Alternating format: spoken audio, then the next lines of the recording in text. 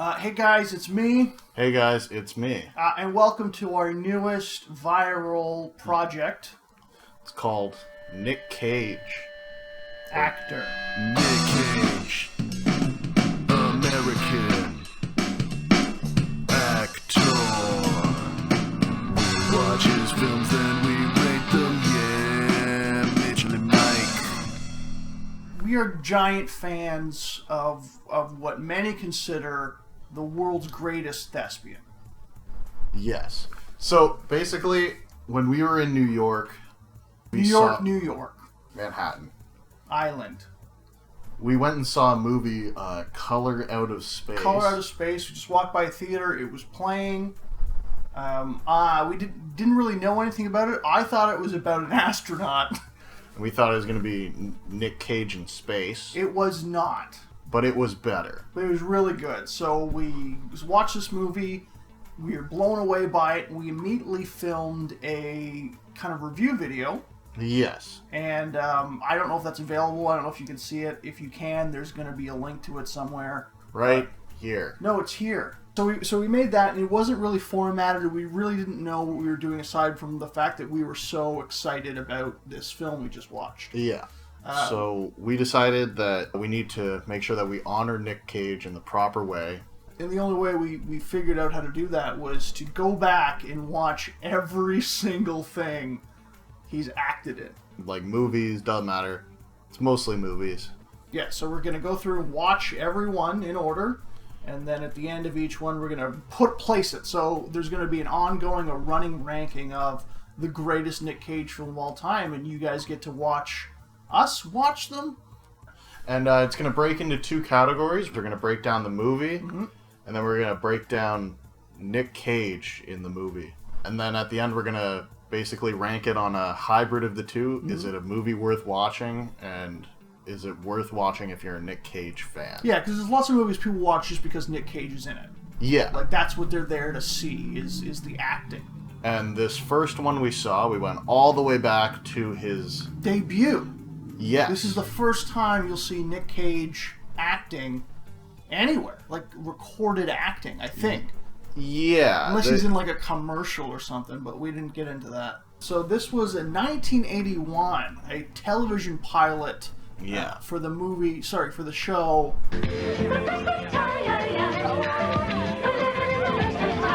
This was also the acting debut of Crispin Glover. Yeah, it's true. So you had Crispin Glover and, Nicolas Coppola. Yeah, not Nick Cage. Nicolas Coppola still at this time. So he hasn't evolved yet into his higher form. He's still a Coppola in this.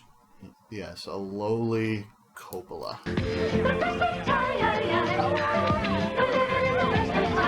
It is a teen drama rom-com. It's not like a rom-com. It's more like the growing pain, like the facts of life. It's more like a coming to age. Not rom-com, sorry, sitcom. Yeah, they're in situations, but it's almost like a drama. It feels like a stage play. It feels like it was adapted from like something a high school kid wrote, and he won the writing contest, and they had to make the live stage production, and then they just happened to have cameras. How would you describe what we saw? 80s sitcom. the plot. What's the plot? You can't just say 80s sitcom. Like, what happened? What did we see? So it's a bunch of teenagers. Yeah. Adults don't understand them. Why not? And there's a dance.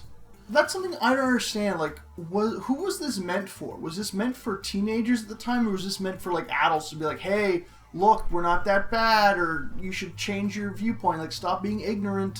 I'm thinking it was like preteens. Like before you become a teenager, maybe? Maybe? It kind of felt like one of those like after school specials or like gym class videos, like your body's changing, like that kind of. It felt like educational at points. Basically, the plot is a bunch of kids want to go to a dance. Everything around that, it's like vignettes. Some lasting upwards of 4 seconds. Some are like 10 minutes long. Yeah, but all with great editing. Oh yeah, it had every scene transition, which we will be using. box in, box fly away, Yeah. pinwheel. Whatever 1980s editing machine that they bought for probably like hundreds of thousands of dollars. Oh, yeah. They used every single one of like the transitions. Scene 1, button 1. Scene 2. They must have overly cut it just because there was more buttons than scenes. I don't think they reused a single slide. Like, It was impressive. it was great. So there was Nick Cage, Crispin Glover, John Denver. Those were like the three main ones. And then the girls kind of, but they were all mixed The in. girls were always lumped together. There was the store owner, played Yeah. by Jackie Mason. Yeah, so I think a lot of the times, especially, you know, in the 70s and 80s, like they kind of did it with Star Wars, where for something new or different, you needed to anchor it with someone who was established. So I think Yeah. this show was supposed to be a comedy.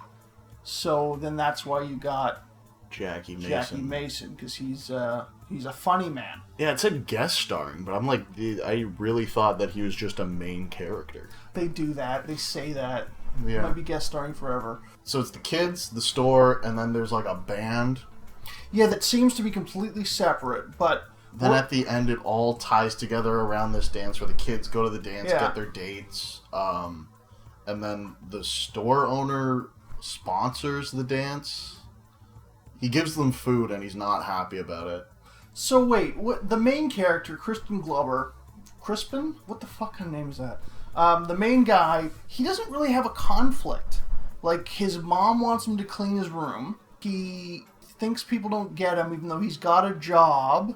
And then he buys a tape. He likes music. And I don't know what else. Like, it's not like he needed a date. Oh, no, I guess later he asked the girl out. Do you know what he likes doing? What? He likes leaving a scene and then walking back in for one more point. Yeah. I've got to go. The gang's at the 7-Eleven store and they're out of quarters. Remember, these are the best of times. They're not monologues. It's revealing inner thought to the audience, right? But he's addressing the audience, so it's not like he's it's not like Shakespeare in a graveyard where he's just talking and we're hearing him. He's addressing the audience. Yeah. What the fuck's that called? Breaking the fourth wall is the only thing I know. What it's called is fucking bad writing. But That it the felt like a play. addressing was so bad, where it was like, parents don't get kids these days, but we're nice because we're just kids. Hey, parents, remember you used to be kids? Okay, I gotta go. Later, at the end, he's talking about how his mom and dad hooked up and like how they like fucking get handsy in the kitchen sometimes. to chubby checker. It was just weird. You should see them when they dance. I could die. I have to close the shutters so the neighbors can't see through the windows. Sometimes when my dad's feeling really good, he comes into the kitchen and grabs my mom around the waist. So Crispin, in like the last 10 minutes of this hour-long show, all of a sudden he's got a crush on a girl. Yeah, this came out of nowhere. He got a crush on a girl after having a dream about... That we didn't see. Or was it the... Okay, all the time they break into dance numbers that are highly choreographed, and we can't tell if they're real or not. By the way, this probably is really fucking jumbled. You should watch The Thing. Like, we're describing it so organized compared to the actual show. Yeah, it's more of like a waking, like, schizophrenic hallucination. We don't understand what's happening. Like, one point I thought the whole show was taking place over a day. Because he's talking about, like, going to work in the morning and something after school. Like, Yeah, they work 9 to 5. All the kids work at a car wash for one scene. for one scene. And it has nothing to do with the story. They all work at a car wash I think. for a song. But then the one guy also has, like, 3 jobs and he works at the convenience store. That was one of my favorite things where Jackie Mason comes out. He's like, what are you doing? What are you gonna do? You can't just work here the rest of your life. And then he goes, yeah, I'm gonna become a chemical engineer. With a specialty in chromosome aminographology and DNA recombinance. Good luck with your grocery store. Well, that doesn't work Shit. out. You can open a hardware store. Movie, again, teenagers, so seem like they're right at the end of high school or about to go off to college. So a lot of the characters are trying to think of what colleges they're going to go to. Yeah. They're trying to think of life, like what's life going to be like. You know, what Nick Cage's character, right at the last minute, apparently he's joining the army. But they're all trying to figure out where they're going to go in life. Like that's kind of the big thing, and the one girl's scared of lightning. Wait, I don't even remember that part. Remember, like, the weird girl who's like, I used to have this doll, and then I had a cat. And I certainly can't bring a doll or a kitten to college, can I? Oh, I know I'll make new friends. Those other times, like when there's a storm outside, and you're all alone, and there's nothing there to hold on to or talk to. But my favorite career thing, my favorite post-secondary was growing up to be a space scientist. We could be doctors or lawyers or space scientists. Oh, sure, why not? We could be presidents. Do you want to be president? Space scientist! Sure, make a great president. It's either president or country singer. Hello, I am world-renowned space scientist. Orbiting Pete. Because, every scientist, I think, every astronaut has to have, 2 specialties. Yeah. Like, if you're just a botanist, you're not going up. You need to be, a botanist and a mechanical engineer. With a specialty in chromosome aminographology and DNA recombinance. You always have to have 2 PhDs or whatever you want to call it. That was one of my favorite parts. Yeah. Of the writer's room. Imagine that. Okay, we need a 3rd thing that chicks could do. What do broads do these days? Can they be astronauts? Maybe that's what they thought an astronaut was. Maybe they couldn't come up with the word. What? We gotta get this out. What do you call those guys in space? I don't know. Space scientist. Ah, that sounds right. But she could also be an astronomer. Or an astrophysicist. That's a space scientist. Does she mean scientist in space? Or someone that's like a space cowboy? No! But what we were talking about before was Crispin Glover getting a crush on this girl because he had a fever dream about $80 jeans. So the one girl sets up the scene in a different store, I think, by saying, you adults take everything from us and exploit us. Yeah, they're talking about cultural appropriation of jeans from the pioneers. So. Yes, they wear jeans, so we wear jeans because they represent us as a generation which is simple and plain. And then now you take those jeans and market them back to us and charge $80 for cheap ones. But then they're like, but look what it does to our teenage butts. Yeah, they really over-sexualize the They were putting out the vibe a lot in this show. It was racy. Nick Cage in his cut-off jean shorts and no shirt for most of the movie. Nick Cage was maybe in 1-2 scenes with a shirt. Anytime he was inside, he wore a shirt. But yeah, so it was weird about fashion. There's a little bit about music, but I guess the Talking Heads were the big thing in 81. Oh yeah, they had a random scene about Crispin Glover fucking orgasming over the Talking Heads. No, the Talking Heads tape. I just heard it on the radio. I gotta have it. It's fantastic. It's far out. It's intense. It's real. I just heard the song, I Need It, and then they just happened to have it on the general CD rack. But I know we're not in the Nick Cage portion, but the person that won the Cage-o-meter was Crispin Glover. When he was acting about, I need it, I gotta have it. That was pretty good. They didn't level it after either. He was louder. He was popping He was louder than. Speaking of popping the mic, yeah, it's the first scene. First scene, first act. You have 2 boom. I don't know what to call it. Drops. What is called where the boom comes in? You're not eating in there, are you? No, Mom. What the fucking boom mic? So yeah, we don't really know what it was about. It was all over the map. They were introducing these plot lines or storylines and abandoning them and taking up new ones because they how do we wrap this up? So it was a disaster. It miraculously tied together at the end. That's because they shoehorned it in. Yeah, there was like a couple setup payoffs, but like they started like piling them in just to wrap it up. Yeah. Like the band, we didn't know where the whole band storyline was going until she takes the phone call, and that gets her into the band. The band had like 3 scenes over an hour. Yeah, they introduced it. She was hauling gear once, twice, practicing again. Got them the gig at the dance. Yeah. And she's like a wicked guitar player, which made no sense. The show was a disjointed mess. Like, it's one of the worst produced things on television. Yeah, It didn't get picked up. Wasn't good enough. It was incoherent. Cinematography was shit.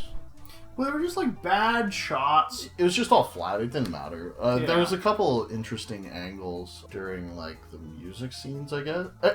I will give it that. Its music, even though it came out of nowhere and the songs were dog shit.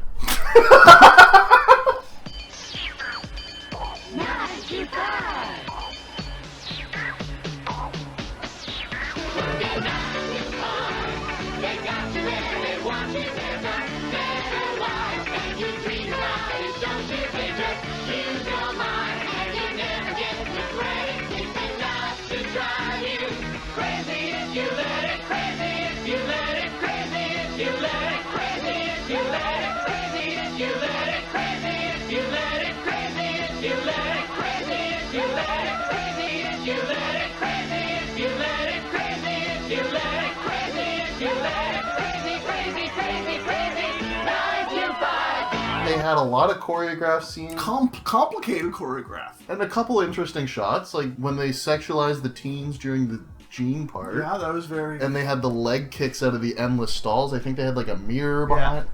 That was kind of cool. I don't understand why that was part of it.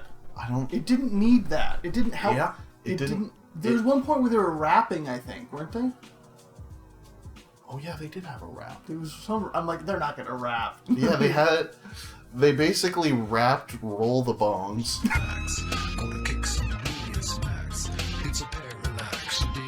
You know what? They're kids. A lot of their debut roles, like, this is probably a big deal for them. They're obviously kids that want to get into acting. They were bad. But they got to shoot a TV pilot. Okay. So, I mean, they were up against... So, great opportunity. Was it good? No, but they never are. I think the main character was John Denver, though. I think he had the most screen time. From start to finish, he had an arc. He couldn't get girls. He gets advice on getting girls that he doesn't implement. He gets a girl that broke up with him because of like a Cosmo magazine quiz. And then she dates him again anyway. But like he had a full story. It seemed hack even for the 80s. Like it seemed hack in the worst way even then. Everybody's going to the dance. That was the whole plot. There's only one character that mattered to, and no one else mentioned the dance except the one kid. But it's just the fact that that's what they picked for the pilot. Like, if you're thinking 80s sitcom, what would be the one pilot you don't do? Because you're like, oh yeah, there is no way anybody would pick this up. That was a huge television boom. They were probably just making anything and throwing money at shit. So they're just like, give us a script. We don't care. We need it tomorrow. Like, I don't think it was like an art piece. It was probably they picked up 100 shows last year. That almost seems like a pilot that was never meant to air. No, but they had commercial breaks. They're like, oh, we'll be right back. It was brought to you by Charmin. Yeah, the ghost baby. Of course it was, because it was fucking shit.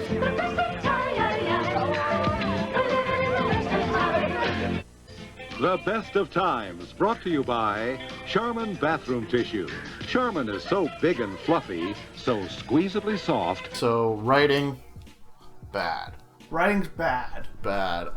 They did have some setup and payoff, though. A little bit. All that felt shoehorned. John Denver was somehow shocked that Nick Cage had a girl for the dance, even though the whole show was getting girls. How'd you get a girl? I was like, I just told her I'm going to war tomorrow. Like, it was just like, that's how they shoehorned him in. That's how they shoehorned the dance. Like, the band. We got a gig. And it was like the day before the dance. So you've organized this dance, and you didn't have a band until the day of. They really did okay, fuck that. Because every storyline was just doing whatever the fuck it wanted, and then The scene before the dance was like, hey, Jackie Mason. I assume that was his name because everybody else's name was their We fucking need name. snacks for the dance. Hey, oh great, am I getting paid? No. Oh, and they still does it. They like, have a $125 budget for the band, but they couldn't spend $5 on chips. Like, yeah, like they always had a budget. yeah. There was decorations and like they decorated the auditorium. Yeah, they had that nice banner, support your team. Yeah. That was good. Support your team. What a ridiculous banner. Yeah. It's like, because I thought that was like a school dance. It was. They all have the same team. Support your team. But yeah, not support the Grizzlies or the Cougars. I feel like they left it as like a placeholder, like support, and then in like those square brackets it says your team. Like, we'll fill that out later. And then the prop guys got it without it finished. Yeah. Alright, support your team. Blap. Yeah, so the writing's garbage. Oh yeah. Writing terrible. Acting terrible. There were kids that, like, I don't think we can... like, No, I even think they for were kids good for kids. No, they I weren't. think they were good for kids. No, they weren't. Half of them probably weren't even kids anyways. Oh, they were all, like, in their 20s. Yeah, so then fuck you. If you can't act at 20... Wow. Wow, that's harsh. If you're old enough to sexualize, you should be old enough to act. That's true. That's what sex is, acting. I'm not gay. Did we enjoy the show? So, I enjoyed it, but kind of watching it tongue-in-cheek. Like, we knew we were watching it, we assumed it was going to be bad, we're watching for Nick Cage, and, like, I was laughing at parts. I wasn't bored. There were parts.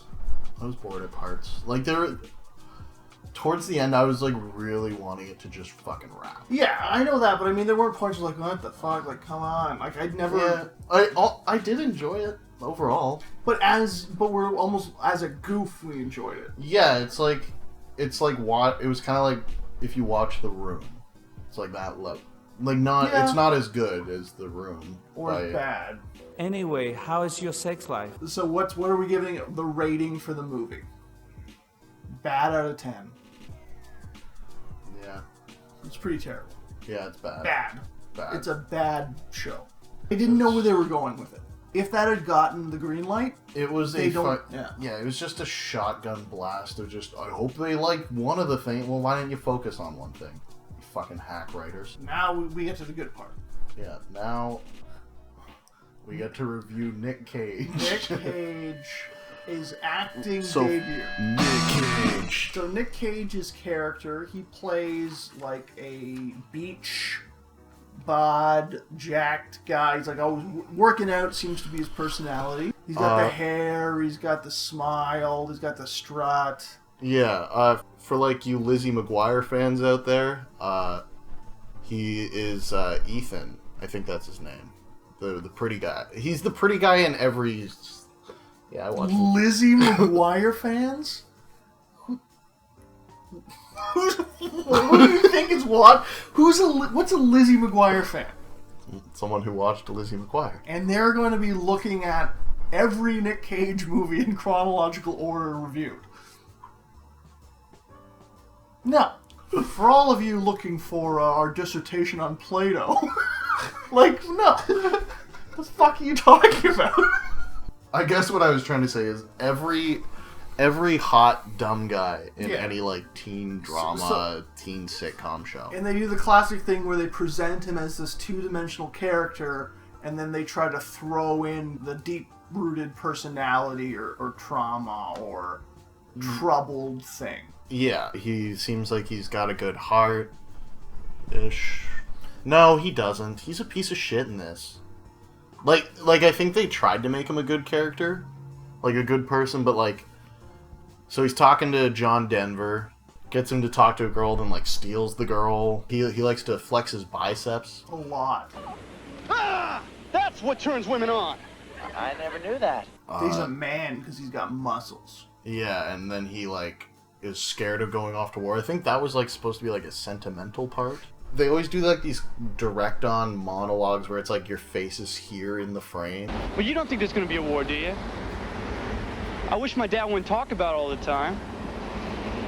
My mom looks at me and starts to cry. And Dad says the Army will make a man out of me. Look at that. I think, like, me signing up for the draft meant that I could go to school for free. Apparently, he's going to Harvard. And then in that same monologue, we reveals he has terrible marks and he's not going to school, or it's going to be a long 4 years. Yeah, I never did well in school. Yeah, good luck in Harvard, Nick. I don't know why that was even an option. Maybe one of his other traits is that he was a chronic liar. It would have worked out because he lied about going away to war to try to fuck a girl. It's off to the war in El Salvador. Oh, Nick. I like that, though, when he's talking about war, like, oh, it's like Vietnam or something else. Like, why can't it be somewhere interesting? Like, what? Yeah. Aren't those interesting places to begin with? Not like, yeah. Why do I have to go to China? I want to go to Bermuda. So that's his character? Is that he's a big dumb jock that everyone likes. He's kind of cool. But he's scared about going to war, even though he wants to exploit it. And his dad gets sad when he talks about combat. Oh, yeah, that was fucked. That was really, like... Yeah. He's like, yeah, so I always talk to my dad about war, and he mentions going here, and it looks kind of... I'm like, that looks kind of fun. And then I ask him if he killed anybody. He dummies right up. Gets this faraway look in his eye. Changes the subject. Tell you one thing. You date a girl and start talking about maybe going off to war. Yeah, that's just a rule. I don't know if anyone needs to hear this, but if you're ever talking to someone who's like served in the military, you don't ask them that question. Yeah. But he would fondly remember basic training and fondly remember these other things. Hey, Dad. What about combat? Then his PTSD comes back. Yeah, it was just such a weird moment. And well, they had to give him depth at the last minute, because otherwise that character... Depth for what, though? Because right after he talks about that moment, he goes, yeah, and then I'm gonna exploit it so I can fuck bitches. And start talking about maybe going off to war. And she gets real cuddly and affectionate. They needed to, otherwise that character didn't need to exist. Like, if there was no dimension to it. None of these characters needed to exist. I will point out, everybody sucked except for Nick Cage. He was the stand... Like, even if you don't know who Nick Cage is, if you were to watch this, he was the standout. He was chewing the scenery. He gave it 100%. He went, yeah. Every scene he was in, maximum acting. He was not full Nick Cage. He wasn't, like, insane. Well, he was doing reps like crazy. But that's why I'm saying everybody else sucked. Yeah, he was clearly acting. He wasn't nervous. Like, Crispin Glover, what the fuck kind of name is that? You could tell it was like that nervous actor. Yeah, he was not good at hey guys, welcome to my room. That's my mom. She's always getting at me to clean my room, but like, I can find anything in 5 seconds. Oh no, it's not here. Right, Mom. Yeah, Mom. Right, Mom. No, Mom. That's my mom. And this is my room. I don't think it's messy. I can find anything I want, like, You know what I mean. Where Nick Cage was fucking acting. If I was a Crispin Glover fan, I still don't think I would give a shit about his character. Okay, can we talk about the odd sexual scene where he's getting really close? Like, how do you get a girl to sleep with you? Oh, fuck. You get real close and you look into their eyes. and the real close is like this. Oh, it was uncomfortable. I am the most beautiful man you have ever seen. My magnificent biceps drive you wild with desire. It was like it was sexual. Oh yeah, and then he does the two different walks. Yeah, oh yeah. He's like, this is how you come off. You see that? You're happy. This is what you got to do. So good. What does this say? It says, "Get out of my way, Nick." Like, look. So Nick Cage is acting 10 out of 10. Even the dance numbers, he was fucking kicking, going, spinning, was acting as hard as he could every scene, like full throttle acting. So his commitment level, 10 out of 10. His acting, probably 6. Compared to the rest of the ensemble? No, compared to acting. But we don't know, like, compared to acting. He's just a kid. Like, it's his first role. Like, as an actor. Yeah. He did a good job. Okay. Because if he had everyone else at that level, it would have been a good show. I just don't know if we can qualify his true acting. It's got to be... Oh, yeah, well, okay. Because then he's never... Higher marks, obviously, because he was given a dog shit script. But he's never going to be, like... he's never going to get a 10 out of 10. Like, he's never going to be Daniel Day-Lewis in anything. Yeah, but the question is, can he do better and can he do worse? We don't know. It's his first role. He's a kid. We'd have to watch more things. But it was good. It wasn't great. Like, that's the thing. It wasn't mind-blowing. It was just enjoyable. Yeah, it was good. His effort, 100%. Quality, yeah, good. He was better than the vehicle he was in. Oh, yeah. But For sure. He lifted the picture. Yeah. So we can give him a good. Yeah, he didn't blow it out of the park. It wasn't like, holy shit, you gotta watch this. Like, it was noticeable when he wasn't on screen. Like, there was a chunk. He had a lot off the top, and then there's a big middle patch. And I think that's when I really got sick of watching it. Yeah, that was definitely the dip. Because, like, and again, there were scenes without Nick that I enjoyed, but that was not for any good reasons. And by the way, Jackie Mason was fine, too. Terrible script. But Nick was better. But Jackie phoned that in. Oh, yeah. He did. Oh, yeah. He knew that this was going nowhere. Oh, yeah. Nick Cage seems most out of place in those, like, dance ensembles. Because most of the other characters you all see interacting with each other and crossover, and they all meet and they have different scenes where they're up together and they go their separate ways. Nick Cage is kind of only in scenes with the one kid. But in the dance numbers, he's, like, right there dancing and acting. He clearly can dance. Like, he was spinning around, like, the overalls of the car wash scene. Yeah. In the store during the Stomp reenactment. But also that him sort of being separate always carried over to the dance numbers. Because everybody was off doing their own thing, like, usually choreographed together. And then off to the side, there would just be Nick going nuts. Yeah. I just know that he stood out every time he was dancing. Well, he's what's selling it. He's the only sexy kid. Like, did you see those jeans? All the girls kind of looked the same. It wasn't like that's the hot chick. Like with Nick Cage, he was the hot dude. Like there is. Yeah. So obviously they're gonna want to put that out as much as they can. Yeah, to try to get like the teenage girl audience or the middle-aged man audience. Yep. Yeah. So the Cage-o-meter, when did it peak? Him on the beach trying to teach John Denver how to talk to women. I think that was Cage-o-meter? I think that was peak Cage. But he didn't max the meter. Oh no, that was the max of that show. Yeah, he was acting, he was being Nick Cage, and it was sliding. The Cage-o-meter was sliding. A little bit. It was waking up. I can definitely see later Cage. Hi, how you doing? Yeah, I saw your booking for today. Yeah. Oh, have a donut. Yes. What does that say to people? Like I can see him in the role. Yeah, no, it was kind of cool. Like you got to see almost like you did get to see the beginning and. Yeah, that was his debut. So you can definitely see the genesis of what Nick Cage is going to become. Yeah. So movie bad. Nick Cage good. It's not worth the 40 minutes for the maybe. But that's like 5-10 of Nick. I wouldn't even recommend it really to a Nick Cage fan. No. But I would recommend it if you wanted to see the Inception. It's very interesting. Yeah. Yeah, it's an interesting thing to watch. So in terms of our ranking, I think. Well, right now this is the best Nick Cage thing we've seen. Yeah, it currently is holding the number one spot. Gold Out of one.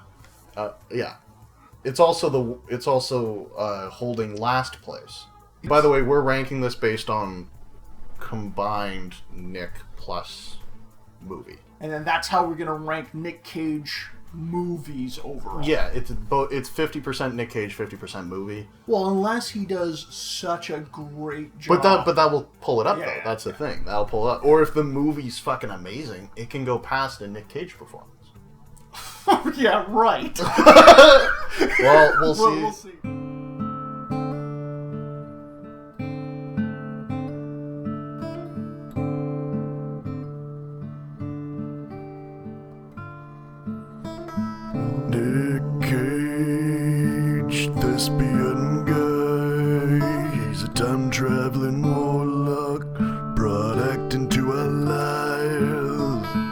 Some say he's died 1,000 times. He comes to Las one